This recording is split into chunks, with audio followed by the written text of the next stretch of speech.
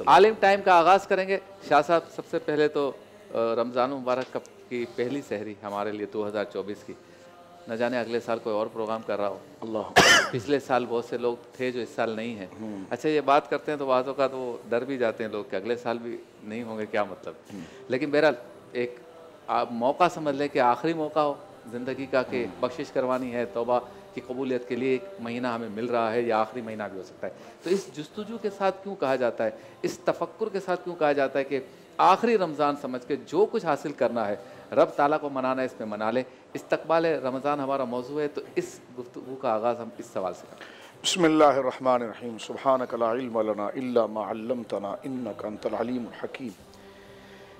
دیکھیے، جو بندہ دنیا کے اندر آیا ہے اس نے رخصت ہو جانا ہے جی، اور جس نے اپنی موت اور آخرت، جس میں اللہ رب العالمین جل وعلا کے حضور اسے جواب دہی کے لیے حاضر ہونا ہے، جسے یہ کڑا مرحلہ یاد ہوگا وہی اپنی تیاری کرے گا۔ جناب رسول مکرم صلی اللہ علیہ وسلم کا ارشاد ہے کہ انسان کی مثال ایسے ہے کعابر السبیل، جس طرح کے سفر کو طے کرنے والا مسافر ہوتا ہے، اور مسافر جب وہ اپنے ڈیسٹینیشن اور اپنی منزل تک نہیں پہنچتا تو درمیان کے اندر کہیں پر وہ رک کر اپنا اتنا ہی حصہ اٹھاتا ہے جتنا اس کو وہاں سے وقت گزارنا ہوتا ہے۔ صحیح۔ اور راستے کی اگر کوئی بھی مشکل اس کے لیے پریشانی کا باعث بنتی ہے تو وہ اسی کو سوچتا ہے کہ میں اپنی منزل پر پہنچ کر اس سے قرار پاؤں گا۔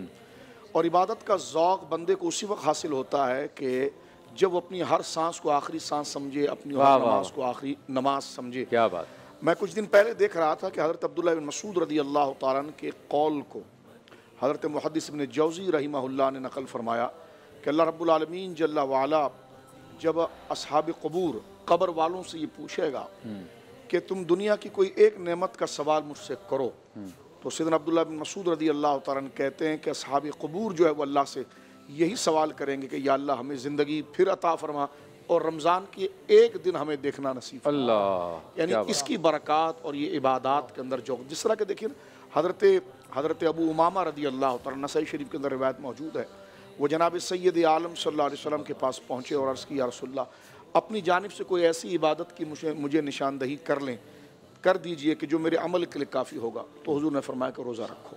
واہ واہ۔ تو ظاہر سی بات ہے کہ جسے دنیا سے رخصت ہونا یاد ہوتا ہے اسی کو جناب جو ہے کہ وہ اپنی بحیثیت مسافر کے اپنی منزل کی تیاری کے لیے راستے سے اتنا ہی چگنا ہوتا ہے، اتنا ہی حصہ لینا ہوتا ہے جتنا اس کا وہاں پر گزر و بسر ہو۔ ہمارے صوفیہ جس بات کو کہتے تھے کہ من عرف نفسہ فقد عرف ربہ، سیدنا داتا گنج بلی حجویری رحمۃ اللہ تعالیٰ نے سرکار سید عثمان بن علی رضی اللہ تعالیٰ عنہ کی ذات گرامی نے اس کو کشف المحجوب میں نقل کیا۔ ابھی صوفیہ کا اقوال ہے لیکن احادیث کے تمام ان باتوں کا خلاصہ ہے کہ جس نے خود کو فانی جانا اس نے اپنے رب کو باقی جانا، جس نے اپنے آپ کو فانی جانا جس منزل کی طرف اس نے پہنچنا۔ اور دین اسلام کا بھی مقصد یہ ہے کہ وہ موت اور آخرت کو یاد دلاتا ہے تاکہ انسان کو یہ پتہ چل جائے جو عارضی زندگی اس سے ملی ہے اور اس نے آگے چل کر انہی چیزوں کا حساب دینا ہے۔ اور بات کو ختم کرتے ہوئے میں یہ عرض کرنا چاہوں گا جس طرح حدیث پاک کے اندر آیا کہ دنیا جو ہے وہ دارالعمل ہے اور آخرت جو ہے وہ دارالجزا ہے۔ تو عمل اسی طرح کر لیا جائے کہ پھر قبر کے اندر اس کی جزا ہوگی، جس طرح کہ حدیث پاک کے اندر مسلم شریف میں موجود ہے۔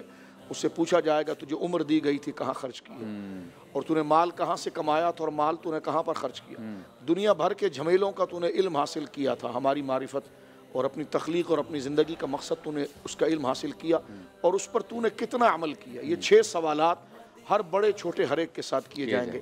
تو بندے کے سامنے یہ مرحلہ ہوتا ہے، اور پھر شعبان المعظم جس میں لسٹ پوری تیار ہو جاتی ہے 15 شعبان المعظم کو کہ اس دنیا کے اندر کون ہے آئے گا اور کون اس دنیا میں موجود ہو چلا جائے گا، تو یقیناً انسان اس فانی دنیا کی طرف غور کر کے عمل کے اندر اخلاص کو پا سکتا ہے۔ کیا بات ہے، ماشاءاللہ۔